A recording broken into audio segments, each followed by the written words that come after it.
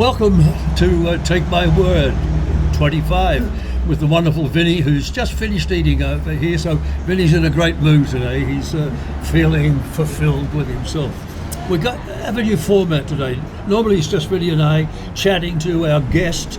Today we have guests, plural, and all very exciting and informative and interesting. One is going to share with us some emotional journey that he had. And it's rewarding that he's sitting here with us now, and I can't wait till we hear this story.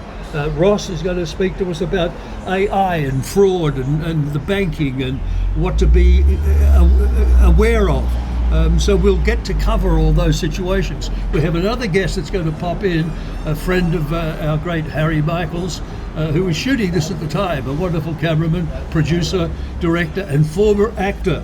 Brilliant Harry was in his younger days. What a good-looking, extraordinary man he was. Well done, Harry. So we're going to start today with, I think, your journey, if that's okay. That's fine, yeah. It's an interesting one because I've wandered down some similar roads to, I think, what you're going to talk about. So I'm already connected to you. So it'll be interesting for you to let our gang out there, our pals that follow us, and please, we need a couple of hundred more, I believe, until we hit a magic number that's going to be very beneficial for us as a group. It's going to make Vinny sitting over there very happy. Oh, Look, yeah. he's warming to I'm it. ecstatic just thinking about it. Let's get on with the story. We're going to get on with the story. So please. So everyone knows your name, what you're working with now. I know you were a well-known model back in a period, both here and internationally. So the audience who now are going to know you, can you introduce? Yeah, hi, I'm Hugh. As Tony said, I was a model years ago. I suffered from mental health. I grew up in a very disciplined household. I was undiagnosed with ADHD and clinical depression. So it was very difficult at a young age. I did attempt suicide twice in my life, once when I was 13 and the last time at 39. And after the second time I sought help at St Vincent's Hospital, the mental health department, and they helped me a lot with the way I was feeling, coping with everything, and dealing with day-to-day life. Mental health affects everyone. It doesn't matter who you are, what background you're from, how you look, what culture you come from. And I think, unfortunately, in this country, I'm talking from a male perspective, is that a lot of men don't really talk about their mental health like they should. So I guess that's why I'm here too, is to bring a bit of light on to... And thank you, Hugh, for that honesty in the opening. Now, from this tragic beginning as a young man, I don't know, obviously, your parents, how their involvement was in this situation.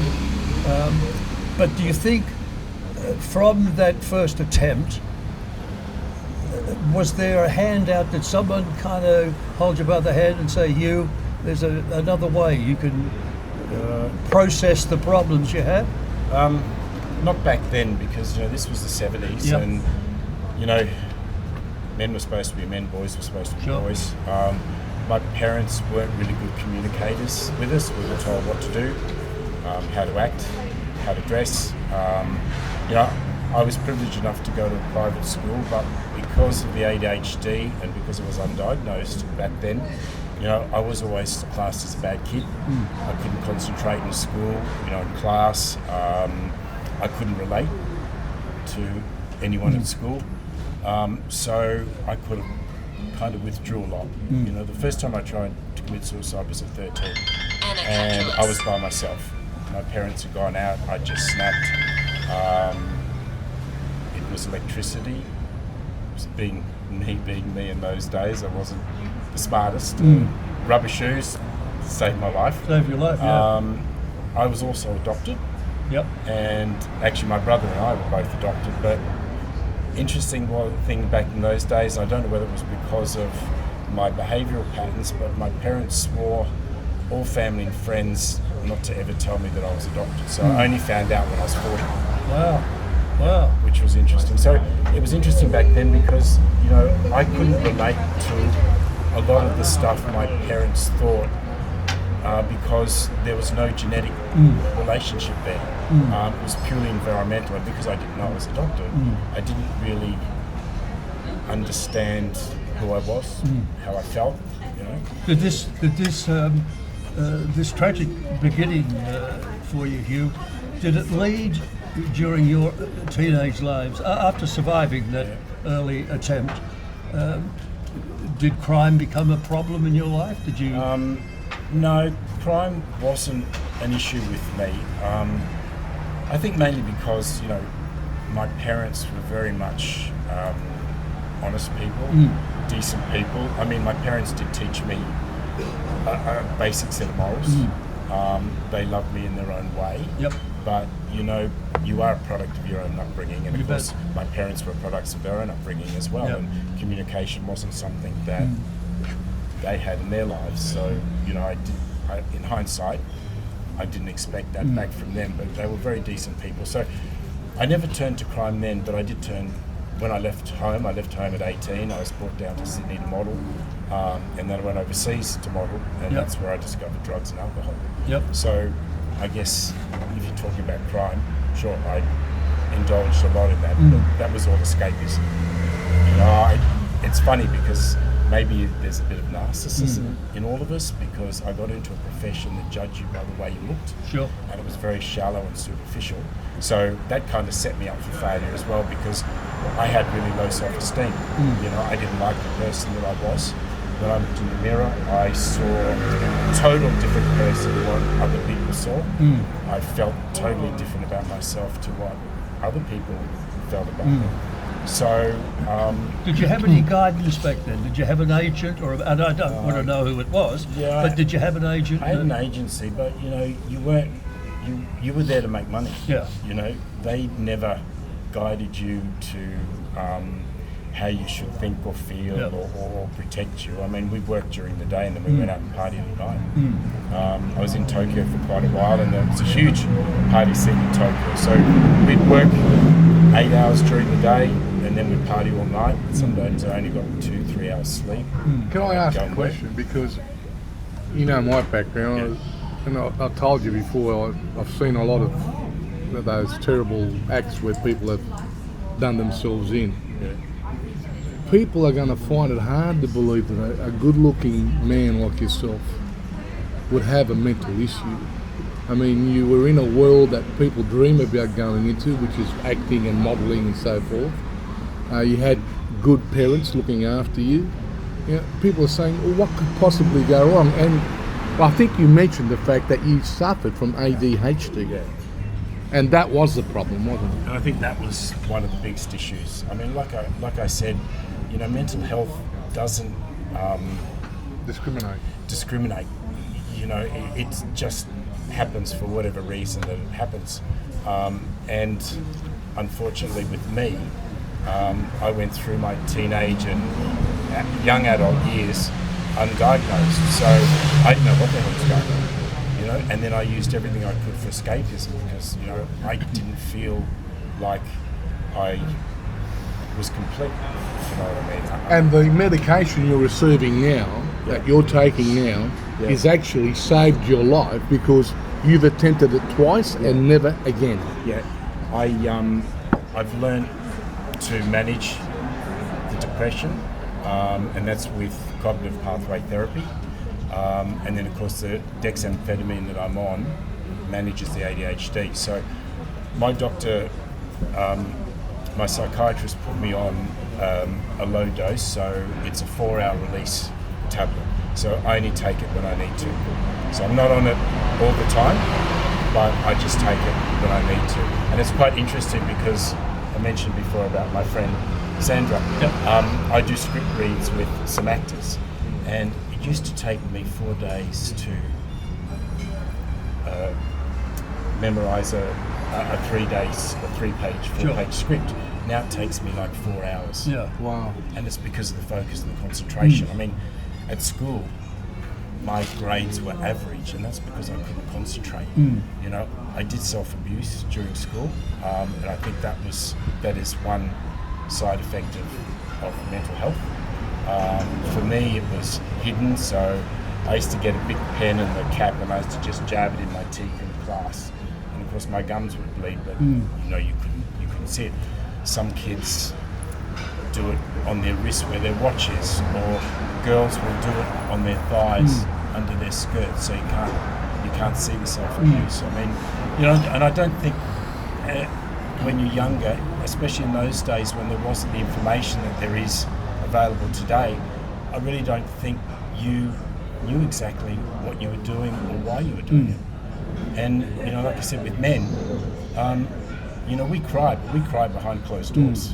Yeah, well, that's the nature of the beast, isn't it? Yeah, and At the end of the day, men like to, they're soul creatures. They try and resolve their own problems within themselves. yes, I mean, you know, girls or women say might open a bottle of wine and talk about it over a glass of wine or a cup of tea or course. you know, whatever. But men don't do that. We tend to.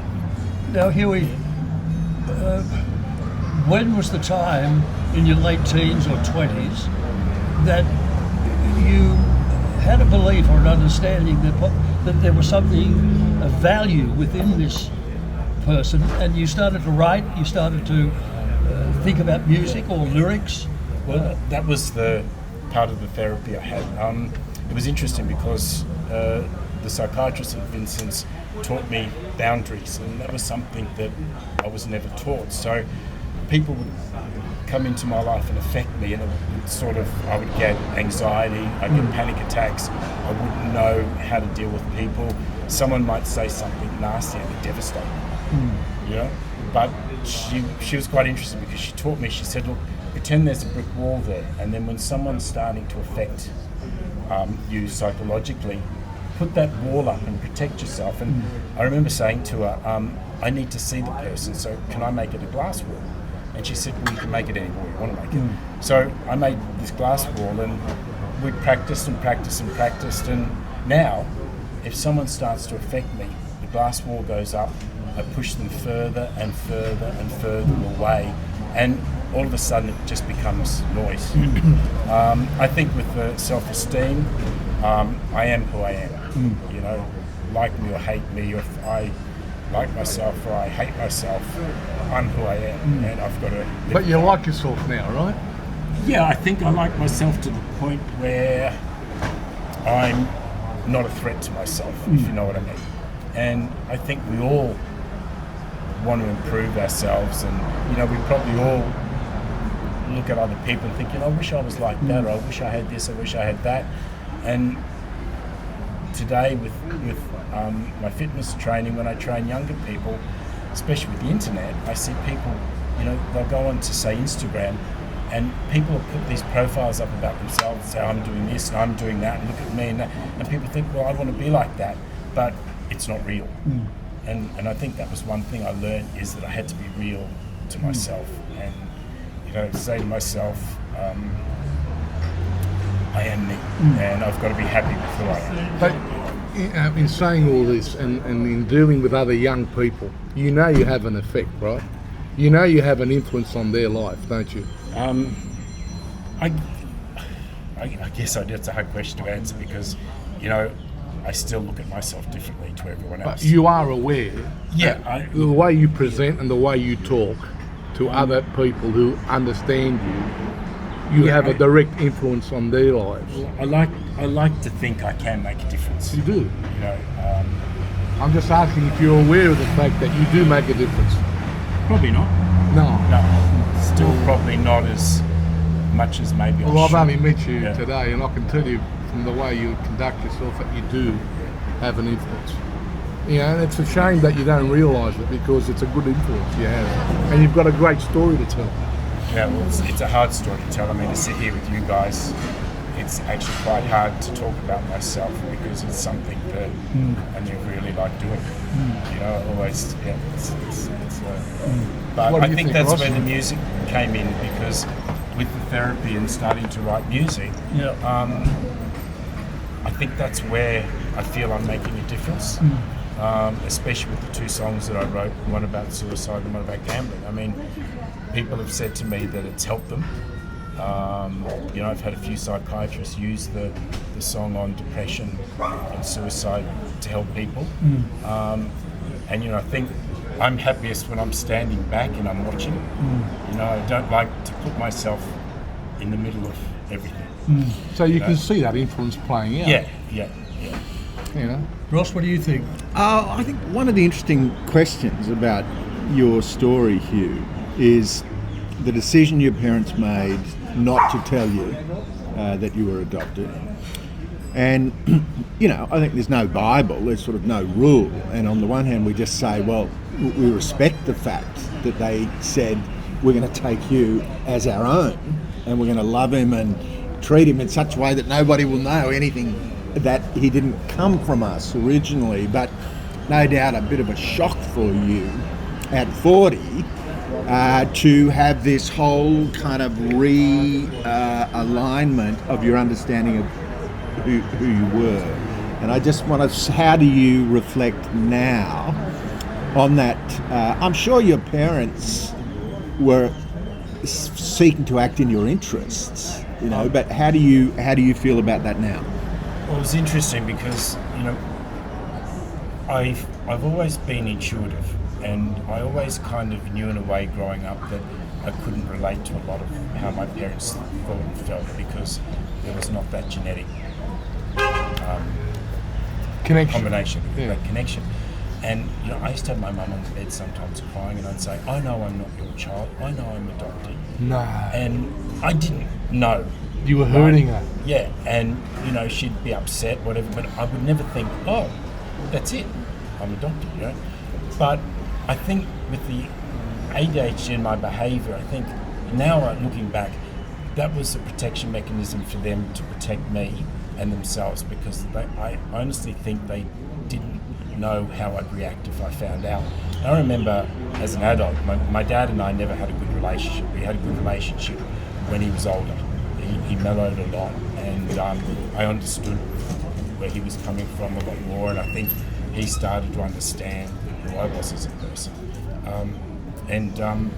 I think What interests me, Hugh, it all interests me, but what I think about now, did you have a compelling drive to find your real parents? No. But it's interesting because my brother gave me Ancestry.com, and he's adopted too, by the way. He knew he was adopted. Were you genetic brothers? No. Or you were just... totally. And we look totally different. Yeah. And do you understand now the circumstances of your adoption? Well, my mother was supposedly 16 at the time, so I guess that was illegal. Yep. It was underage, I think, at that That's time right, to have sex. Yeah. When my mum passed, we found my original birth certificate with my maternal mother's name on it, and that was only 2 years ago, just after COVID. Presumably not your biological father's name? His name's not on it. So and that remains a mystery to you? That remains a mystery. I actually got a message from a cousin on Ancestry.com the other day saying, I'm your cousin, how come? So I messaged back and I explained the situation. So we should just see what comes back there. But it's interesting because my adopted parents were my parents, and I know I had a lot of issues growing up and as an adult, but I was lucky enough to be close to them before they passed, and we had a good relationship. And to me, it doesn't matter whether you're paternal or you're not. I still your parents. They're still my parents, and I still love them as my parents. It was just circumstances were different, and we've just scratched the surface of your life, and we will come back in a moment to talk about the creative side now of your life, of lyrics, of music, of being able to structure music without being a musician, of knowing what musical instrument you want to fit the lyric line or the melody or the rhythm of the lyrics that you're writing. So that interests me a lot. So we will come back here. Thank you, mate. Well, that was a bit